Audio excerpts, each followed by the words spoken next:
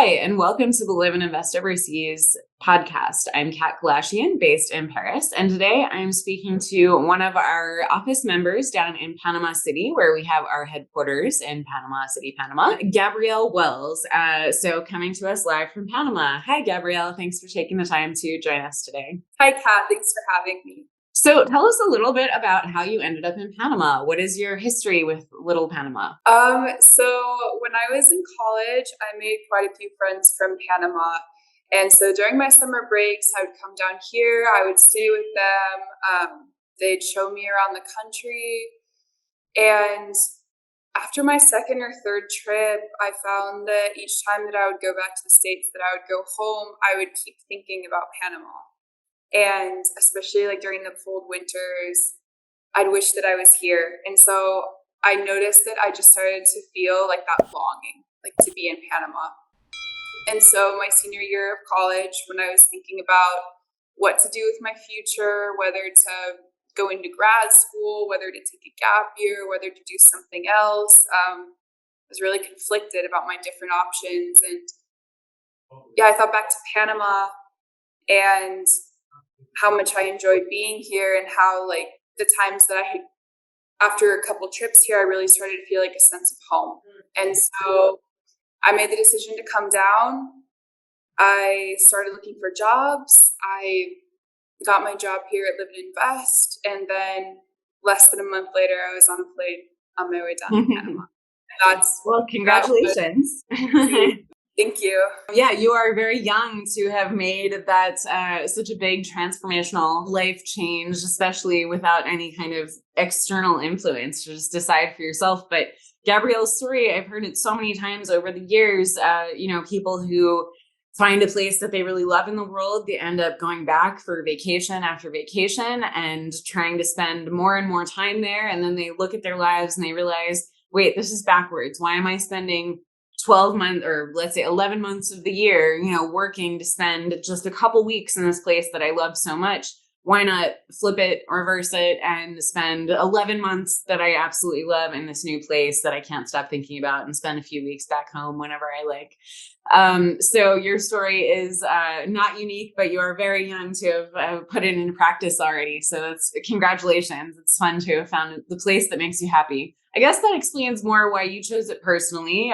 You had this personal history with it. You had a connection and friends here. What continues to draw you back to Panama after spending so much time here? You the things you like about it, but what is it that really keeps you there long term, that keeps a hold on you? I've always felt a really strong connection with Panama. I guess it's something kind of inexplicable in a way.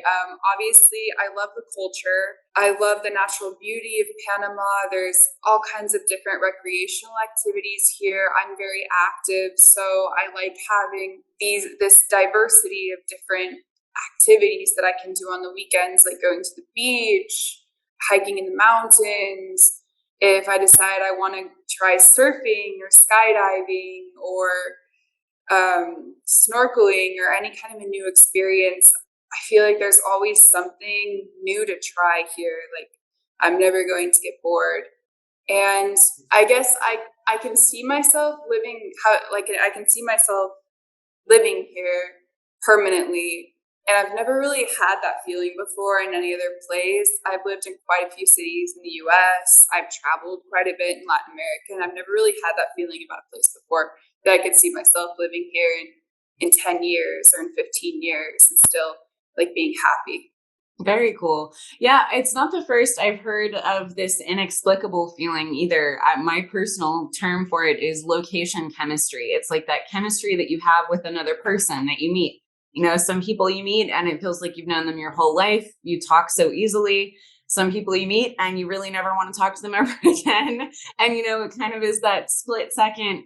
There's no real reason for it. It's just something about, personalities that clash, and places have personalities, and that'll clash or gel with your personality very well. And I know this feeling so well as well. And it's so fun when you have that feeling and that connection with a place. And then there are plenty of places that, people tell me, oh, I love that place. And I'm like, I just don't get it. I can see objectively it's great on paper, but it just, didn't catch me that same way. So the real reason that I wanted to talk with Gabrielle specifically today about Chitre was because Chitre, Panama, was our number one big winner in this year's Overseas Retirement Index. And it is definitely the first time that Chitre has won.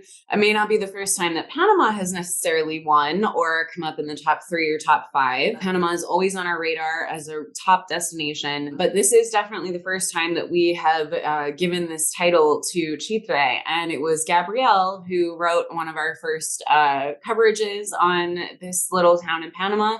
So I wanted to get the inside scoop on why Chitre blew everyone else out of the water, as a first time appearer on this list, where some of these places, Portugal has been, winning this category for years and years running. So what is it about Chitre that really puts it above everything else? Let's talk a little bit about how it won. So it won basically the overall index, but some of its top grades, for example, were, in residency, which is very easy in Panama. It's a really good place to get residency. And it's a place where pensioners specifically are still kind of invited, welcomed into the country with some great benefits, some really easy residency applications, some low requirements, and as I say, some good tax benefits and other reductions and discounts, and even just little cultural benefits like being able to skip to the head of the line after retirement age. What were some of the grades that you really agreed with? Some of the top grades that it got. What was it that you were proud of it for winning? We gave Chitre an A in healthcare. And as the index says, nowhere else in Panama has better healthcare than Chitre. So there's 2 excellent public hospitals there. And usually when people tend to hear the word public here in Panama, that can be associated with long wait times, maybe a lesser quality, a lesser standard of care than in the private facilities. However, that's not the case in Chitre. The 2 main public hospitals are Cecilio e Castillero, which actually provides cost-free care to all patients. It doesn't matter if you have Panama Social Security or not, or even if you're a resident, it's 100% free care. And then the other hospital is Gustavo Nelson Collado, which offers free care to people with Panamanian Social Security. So if you're working here, if you're enrolled in the Social Security system, but if not, a consult is extremely cheap. It's just $1.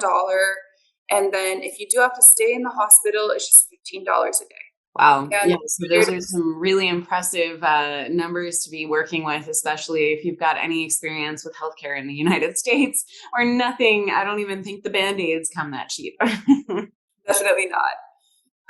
And then there's also the regional hospital in the nearby town, La Villa de los Santos. And it's a public hospital, but it has an agreement with Johns Hopkins in the United States. They specialize in heart disease and heart attacks. And again, the healthcare is 100% free. And they're actually developing an oncology department there. So patients with cancer currently have to make the hours-long journey to Panama City. They have to spend, at least one night here in the city, which isn't very convenient. So once this oncology department opens, that's going to reduce the travel times, and it's going to make cancer treatments a lot more accessible for residents of Chitre. Great. Another category that is always of great concern to people for good reason. You did well to bring up healthcare first, because I do think that is probably, especially for people thinking about retirement overseas, probably one of their biggest concerns is making sure that their quality of healthcare, the standard of care that they're receiving, doesn't go down, perhaps maybe even goes up a little bit. But probably the next thing that a lot of people think about is the cost of living. And I know that this is some place that Chitre was beating out our consistent winner for the past few years, Portugal. And one of the reasons that Chitre really got ahead this year was because costs have been going up in Portugal everywhere in Europe. I mean, everywhere in the whole world. We're all suffering under inflation right now, but Europe especially is feeling the pinch of inflation. And this is a place, Panama, that is a place that doesn't necessarily suffer from much inflation. It doesn't suffer from much economical impact. No matter what else is going on in the world, Panama's economy is very stable. It has, it's supported by the canal. So it has a very, very high annual income, and it invests that income into its country. So its economy is very stable. It uses the American dollar, Panama, in case we didn't know. The American dollar is used down there. So there's not even a risk of currency fluctuation, of currency risk exchange worries that can be a concern in other places. For example, in Portugal, where we're using the euro. I'm using the euro here in France. And that is a concern for me. The fact that, my dollars are not going as far here in Europe as they might elsewhere in the world. So talking about Chitre, I don't think it got an A in this category. I'm looking at the index right now, and it looks like it got a B minus. So, Gabrielle, can you tell us a little bit about what we would expect a budget to look like in this part of Panama? Chitre is the most affordable expat destination in Panama. A couple who's renting their apartment can live very comfortably on $2,000 a month. A couple who owns their home on $1,600 a month. If you were to choose a minimalistic lifestyle, this means eating at local traditional restaurants, which are called fondas, doing your shopping at seafood and farmers markets, and renting a simple home. You could live here, a couple could live here on $600 a month. Wow. So yeah, really great cost of living, especially if you were to invest in buying a local home. Even rents, though, as Gabrielle is outlining, rents aren't going to be that much here. And again, the suggestion to shop at local markets and eat at local restaurants is a great suggestion. I did live in Panama for 7 years, so I am familiar with, the local cuisine, which can be really good and can also be really innovative. A lot of, especially in, parts of the country that are near the coastlines, which Chitre has really, really excellent seafood that is so fresh. You can actually like pay somebody to just go down and dive and get you a lobster in some parts of the country. But so really, really fantastic food, and definitely do take advantage of those local markets, whether it's for seafood or for produce. I know one of our contributors is a big fan of what's called the pig bag, where you can just get, it's a bag, a sack. I guess maybe in the US we'd call it a potato sack. I'm not even really sure how big a potato sack is, but the pig sack is meant to be large enough to fit a pig. And it is filled with just whatever is being harvested at the moment. So it could be a few watermelon, it could be a few cassava, or, the other local root vegetables, but basically just a ton of whatever is being pulled off the farm that day. And you'll pay about $6, I think, usually for this giant bag of food that you'll have to give it away. You won't be able to eat it all before it goes bad. So you can have a really, really great quality of life for not so much money here in Chitre and all over Panama. Let's look at some of these other categories. So we've talked about cost of living, healthcare, residency, the expat community. That's one that I'm not familiar with in this part of the country. Do we know how many expats, or is there any estimate about how many expats might be living in this region? It's estimated that about 500 expats live in Chitre. So the town of Chitre has 9,000, about between 9 and 10,000 residents. That's a fairly small percentage of the overall population. I like to say that Chitre is kind of the polar opposite of Boquete, in the sense that Boquete really caters to the expat community. Almost everyone speaks English. The businesses are expat oriented, but in Chitre, you'll really be living a more authentic local lifestyle. You'll have the chance to participate and learn about Panamanian traditions, Panamanian culture, to attend folkloric festivals.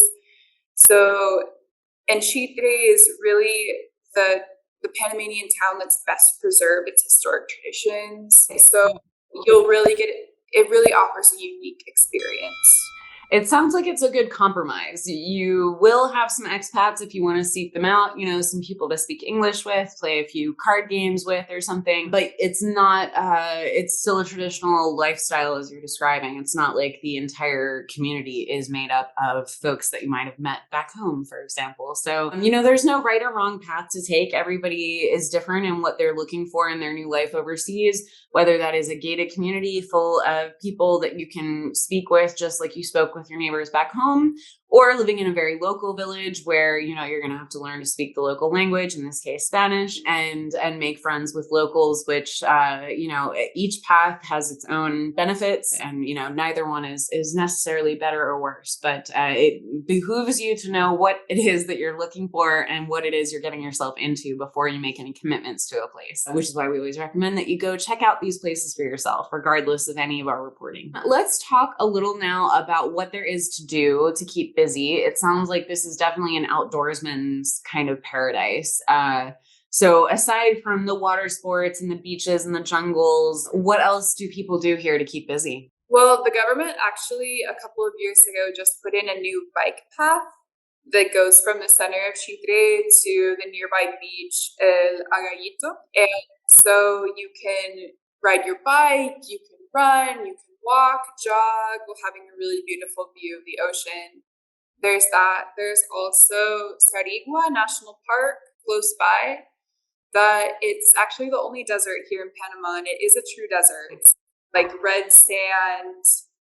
I haven't had the chance to go, but I've seen photos and it's really beautiful.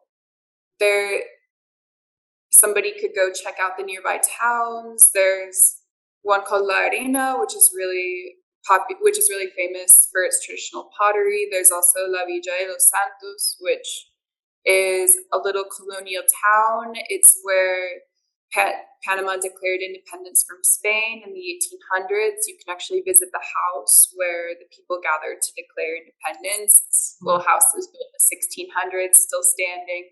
It's been turned into a museum called Museum of the Nationality. In Chitre, you can check out the colonial city, the city plaza, where there's the St. John the Baptist Cathedral. There's also the Museum of Herrera and some other little colonial buildings in that area, some souvenir shops, things like that. Cool. So I know pretty much what the climate is in Panama. Unless you're up in the highlands in Boquete, which you mentioned earlier, it's pretty hot and humid pretty much year round. I know that there is a rainy season, but that doesn't really change much about the temperature. The humidity goes down a little bit more in the dry season, but it's minor little change, and something you're not likely to notice until you've been there for a while and gotten used to it. But let's talk about environmental factors. Is there anything here that people should be aware of if they have any health concerns, for example? I don't guess air pollution is going to be a big problem out here. No, I was really impressed by Chitre. It's, I would say, the cleanest city, town in Panama that I visited. The citizens are really diligent. There are groups dedicated to cleaning up garbage in the beaches and in town. So you're not going to find the piles of garbage that you'll see here in Panama City.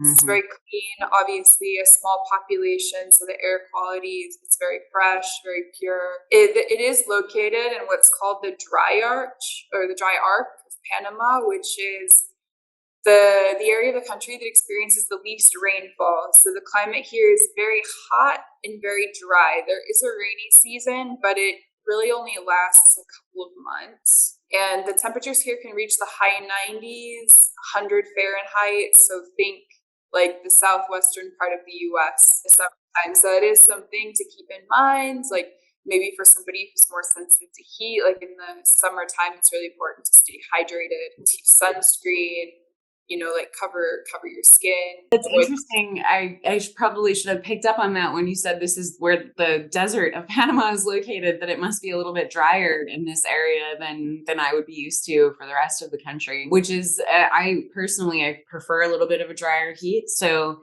that's another option for somebody looking for a bit of a microclimate within what is otherwise a pretty humid rainforest kind of setting. So that's very interesting. What about any crime? Is there anything to be concerned with? Are there any typical crimes that somebody would know about, or would want to know about after living here for a while? No, I asked when I did my scouting trip to Chile last year, I asked a few people this question, and everyone told me that crime is basically unheard of in Chile. That it's Chile is described as a town with the services of a city. So the atmosphere is really that of a small town. So residents really keep an eye out for one another. If you leave on vacation, you can count on your neighbors keeping an eye on your house. This is the kind of place where you'll just want to practice common sense safety measures, like always locking the doors to your home, locking the doors to your car, keeping valuables out of sight. But crime is almost unheard of here. Great. So, are there any of these grades that you take issue with? Did you argue against any of these grades, or did you have different opinions with what actually made it out to publication? Get a little bit of the behind the scenes action? No, I mean, I created the grades. Okay. So, so yeah, I agree with all of them. I feel like Chile was very deserving of the grades that it earns. Great. Well, I do have to put you on the spot though, because no place is perfect. We always say this, we harp on and on. You'll get sick of hearing us talk about the warts and all, because every place has them. I know better than most, having lived in many different cities, that every place, no matter how great it is, has something that'll start to get on your nerves after a while, if it doesn't get on your nerves immediately. So what would the things that you would put down on the grades for Chitre? What are the things that would get on your nerves after a while? So for me personally, I really love living in a city. I like having all the different options and conveniences that a city offers, all the different activities. And Chitre, it hasn't really developed as a tourist destination yet, so there aren't a lot of entertainment options available. This is a good place for somebody who can entertain themselves or who really loves outdoor activities like going to the beach, water sports, hiking.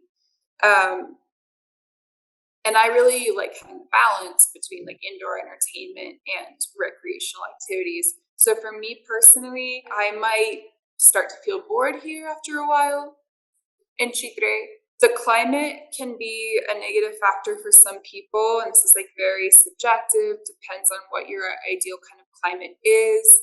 The the sun is very intense here in the summertime. Yeah. Um Again, it's a small town, so everybody's going to know you. Everybody after a while is going to know your business, and so the small town drama can be a factor. So if you're a private person who doesn't like other people to know every detail of your life, this may not be the ideal destination for you. I'm told there isn't hot water in most homes, so I personally wouldn't want to use hot water in a climate as hot as Chile's, but Yeah. again, personal tastes. Yeah. No, but that's a great point, because this is something we talk about when we talk more about real estate overseas, is that construction standards aren't always going to be what you expect them to be. Local standards are always going to be different from North American standards.